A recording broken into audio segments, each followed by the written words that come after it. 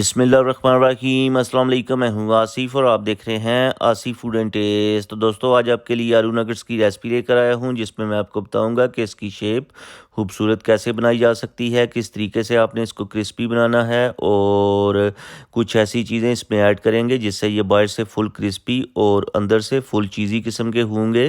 तो रेसिपी को ध्यान से देखिएगा, स्किप ना कीजिएगा ताकि आपको रेसिपी की समझ आ जाए और जब भी आप इसे घर पे ट्राई करें तो इजीली आप इसे बना सकें। तो बिस्मिल्लाहिर्रहमानिर्रहीम। सबसे पहले हम क्या करेंगे, आलू जो है इनको हम ग्रेट कर लेंगे। 4 मैंने आलू लिए थे जिनको मैंने बॉईल कर लिया था।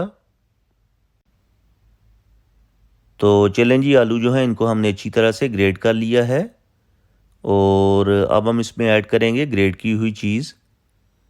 100 ग्राम हमने चीज़ ली है, ये ऐड कर देंगे इसमें। और इसके बाद स्पाइसेस ऐड करेंगे। स्पाइसेस में 1 टीस्पून चिली फ्लेक्स, 1 टीस्पून धनिया powder, half teaspoon garam masala और half teaspoon garlic powder. और ये है हमारे पास mix herb half teaspoon, ये ऐड कर देंगे इसमें।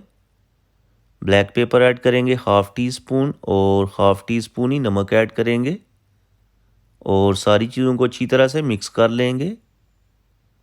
अच्छी तरह से आपने मिक्स करना है ताकि सारी चीज़ें यकजान हो जाएं। और ये है हमारे पास 2 टेबलस्पून कॉर्नफ्लावर, ये ऐड कर देंगे इसमें बाइंडिंग के लिए। दोबारा से मिक्स कर लेंगे और बाइंडिंग के लिए आप इसमें ब्रेड क्रम्स भी ऐड कर सकते हैं, उससे भी इसकी जो डो है मज़बूत हो जाएगी और ये टूटेंगे नहीं। तो चलें जी, डो हमने तैयार कर ली है और अब हम इसको साइड पे करते हैं। यहाँ पर हमने 1 टेबलस्पून कॉर्नफ्लावर और 1 टेबलस्पून मैदा लिया है, जिसमें हम पानी ऐड करके इसकी एक स्लैरी जो है तैयार कर लेंगे। और आपने इसको ना ही ज़्यादा पतला रखना है और ना ही ज़्यादा गाढ़ा। तो चलें जी, यहाँ पर हमने इसको तैयार कर लिया है।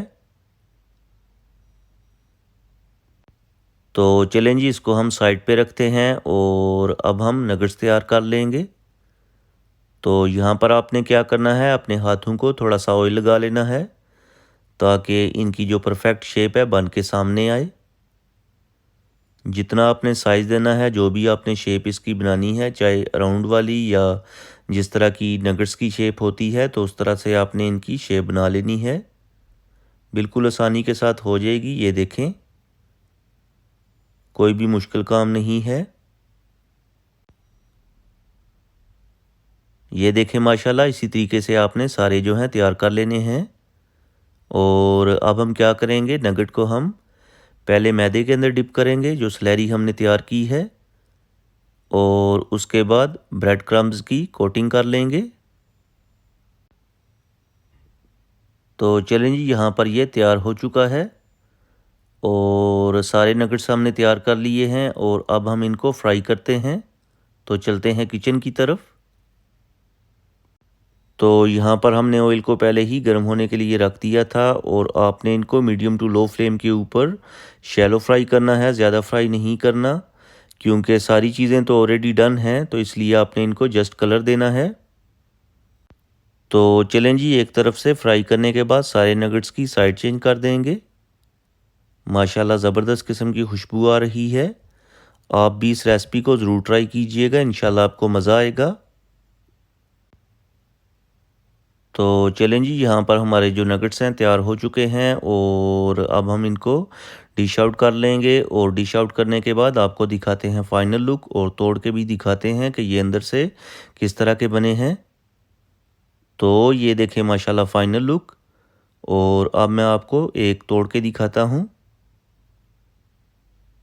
माशाल्लाह फुल क्रिस्पी हैं बाहर से और अंदर से उतने ही चीज़ी और मक्खन की तरह सॉफ्ट और टेंडर हैं। तो दोस्तों, उम्मीद करता हूँ कि आपको आज की ये जो रेसिपी है पसंद आई होगी। अगर आपको रेसिपी पसंद आई है तो लाइक करें, शेयर करें।